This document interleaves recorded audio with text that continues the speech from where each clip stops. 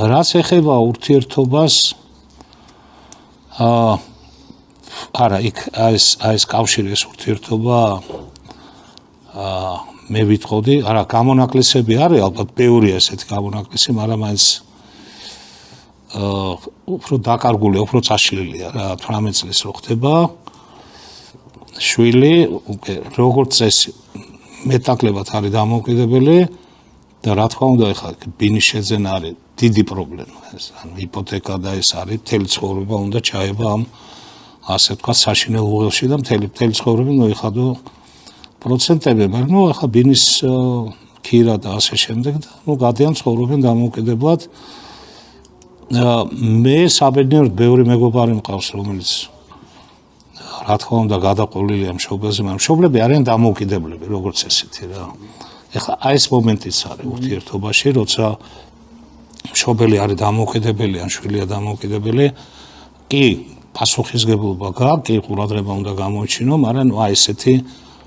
ასე ვთქვათ ფინანსური წნეხი შეიძლება არ იყოს და ეხლა ჩვენთან მე კარგად მესმის რომ მოხუცებთა სახლი რა ქვია ქართულად არ მახსოვს თავშესაფარი ხო აქ ძალიან უარყოფით რეაქციას იწვევს ზოგადად იმიტომ მიაჩნიათ რომ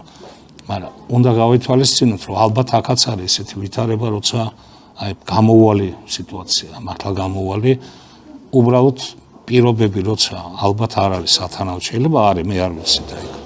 ცოტა იქაც ძვირი სიამოვნება მინდა გითხრათ ეს ნუ იქ ისეთ პირობებია რომ ჩათვალეთ რომ სანატორიუმშია მოხუცებული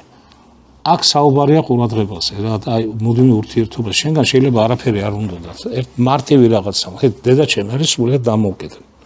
აი სრულიად გნებავთ ფინანსურად გნებავთ ასე ვთქვათ სოციალურად ფიზიკურად არის სრულიად თვითყოფადია ყველანაირად და ჩემგან არაფერი არ უნდა